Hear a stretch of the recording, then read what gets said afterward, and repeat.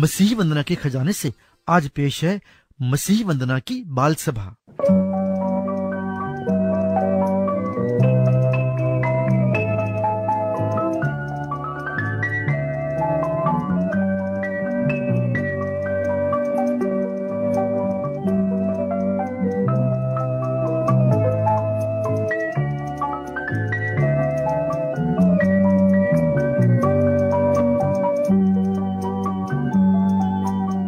नन्हे मुन्ने प्यारे प्यारे बच्चों को एक बार फिर से सुनीता दीदी का प्यार भरा नमस्कार।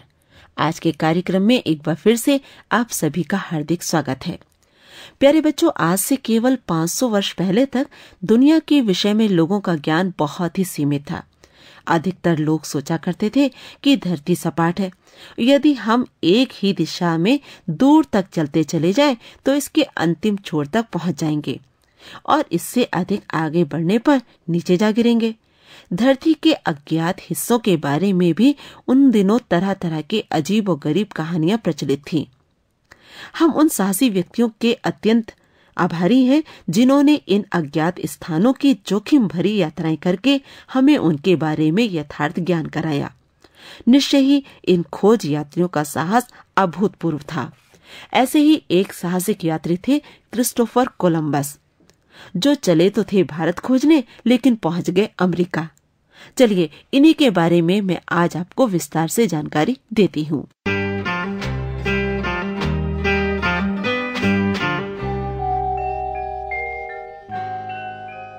विश्व की खोज यात्राओं के बारे में क्रिस्टोफर कोलंबस का नाम आज भी बड़े आदर के साथ लिया जाता है। वो एक ऐसे साहसी नाविक थे जिसके मन में भारत पहुंचने का स्वप्न भीतर ही भीतर पल रहा था। वो इटली के बंदरगाह जिनोवा से भारत की खोज पर निकले थे। जब यात्रा करते करते उनका दल भूमि के पास पहुंचा तो उन्हें लगा कि वो इंडिया पहुंच गए, लेकिन वो उत्तरी अमेरिका के बहामा द्वीप समूह पर पहुंचे थे। इन टापुओं को आज भी वेस्ट इंडीज नाम से जाना जाता है। कोलंबस का जन्म सन 1451 में इटली के जिनोआ नगर में हुआ था। वो बचपन से ही समुद्र यात्राओं का बड़ा शौकीन था। उसकी अभिलाषा थी कि वो यूरोप के पश्चिमी रास्ते से अटलांटिक महासागर को पार करके एशिया पहुंचे, लेकिन इस कार्य के लिए बहुत से धन और साधनों की आवश्यकता थी।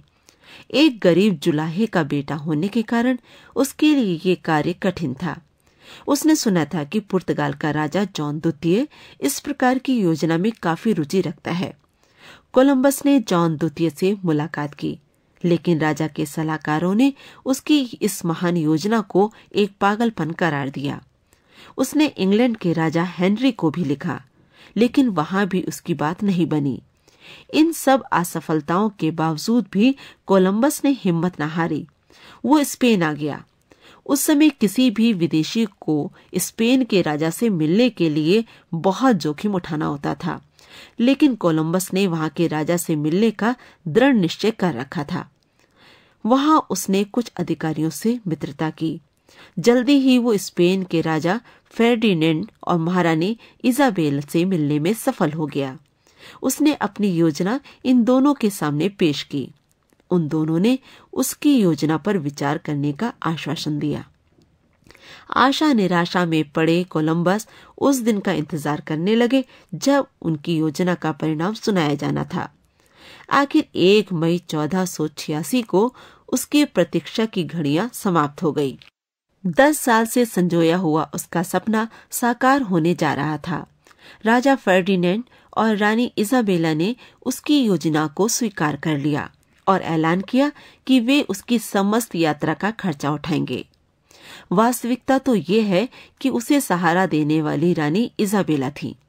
उन्होंने ये भी स्वीकार किया कि कोलंबस जिस प्रदेश को खोजेगा वहां का उसे वायसराय बना दिया जाएगा और वहां की आमदनी में से उसे 10% हिस्सा भी दिया जाएगा। कोलंबस ने उन्हें विश्वास दिलाया कि वो ऐसे प्रदेश को खोजने की कल्पना कर रहा है जहां सोने, चांदी और हीरे जवाहरात के भंडार मिलेंगे।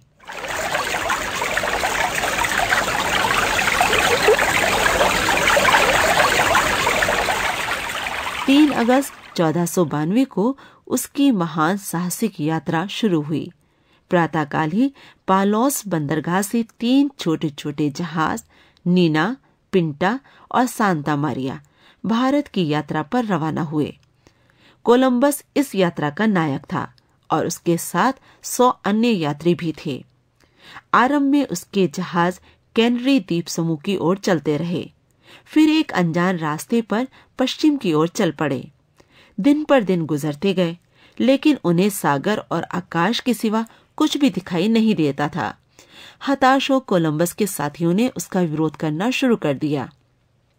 उन्होंने आपस में कहना आरंभ किया कि उन्हें वापस लौट जाना चाहिए, ये इटली का नाविक उन्हें मरवा देगा।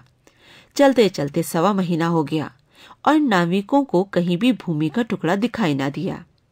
एक दिन अचानक नाविकों को बहुत दूर सागर में आग की भयंकर लपटें दिखाई दी, जिन्हें देखकर यात्रियों में खलबली मच गई। वे चिल्लाए, कोलंबस धोखेबाज है, ये हमें राक्षसों की दुनिया में ले आया है मरवाने के लिए। और फिर सबने मिलकर कोलंबस को समुद्र में फेंकने की धमकी दी। उसने उन्हें समझाया कि वो आग किसी भूत प्रेत की नहीं बल्कि किसी ज्वालामुखी के शिखर से निकल रही है, लेकिन उसके साथियों ने उसकी बात पर विश्वास नहीं किया। अंत में कोलंबस ने अपने साथियों से हाथ जोड़कर प्रार्थना की कि यदि 3 दिन में हमें जमीन का किनारा दिखाई ना दे तो आप लोग मुझे समुद्र में फेंक सकते हैं। इसके बाद चलते चलते कई दिन बीत गए, जमीन के कहीं दर्शन ना हुए। हताश साथी कोलंबस को उठाकर शायद समुद्र में फेंक ही देते।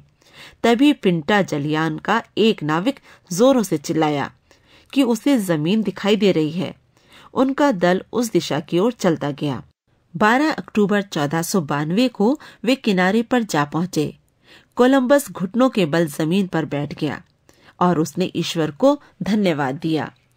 वो स्थान उत्तरी अमेरिका का बहामा द्वीप समूह था, जिसे कोलंबस गलती से भारत समझ बैठा। इस प्रकार कोलंबस भारत के बदले आज के वेस्ट इंडीज टापुओं पर जा पहुंचा। अपनी इस पहली यात्रा की असफलता से कोलंबस निराश नहीं हुआ। उसने खोज यात्राएं करना जारी रखा। दूसरी यात्रा में कोलंबस 17 जहाजों और 1200 यात्रियों के साथ रवाना हुआ।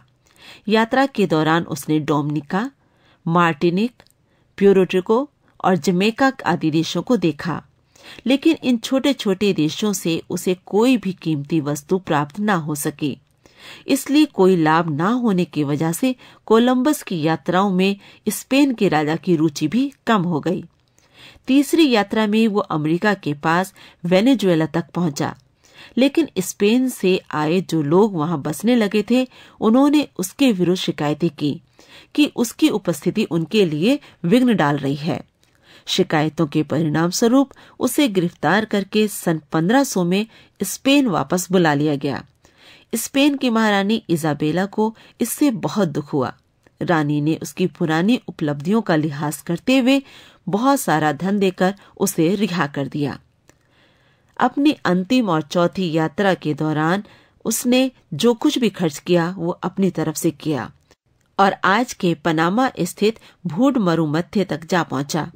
लंबी और तनावपूर्ण यात्राओं के कारण कोलंबस का स्वास्थ्य काफी बिगड़ गया था, अतः वो स्पेन लौट आया। 20 मई 1506 को ये महान नाविक भगवान को प्यारा हो गया।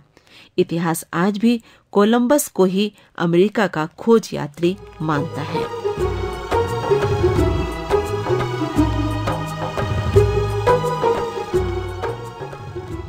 बच्चों, ये तो थी आज की जानकारी क्रिस्टोफर कोलंबस के बारे में, और अब हम आपको सुनवाते हैं एक प्यारा सा गीत।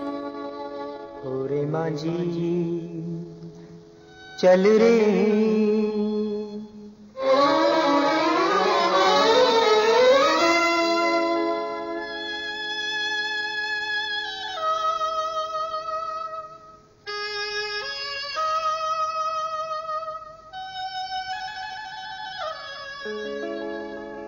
चल रे मांझी चल,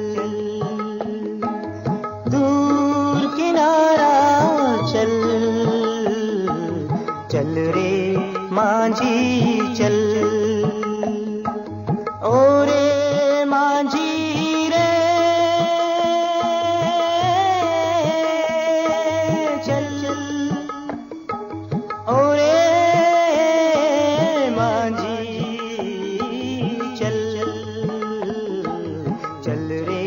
मांझी चल।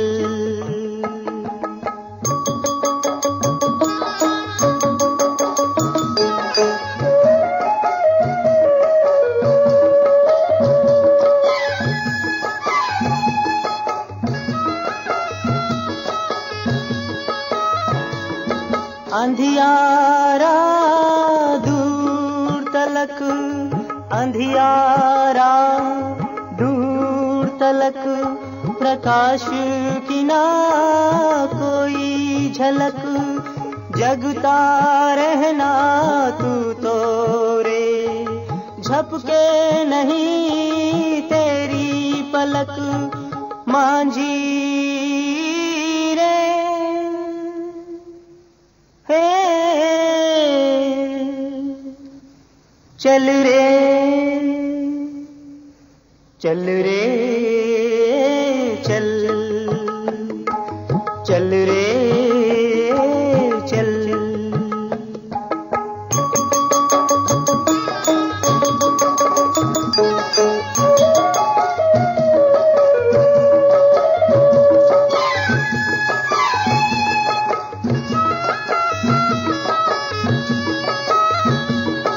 थामे रहना सूली को, थामे रहना सूली को, यीशु के घायल हाथों को पार करेगा तुझको, हो लाएगा नाव किनारे को मांझी रे।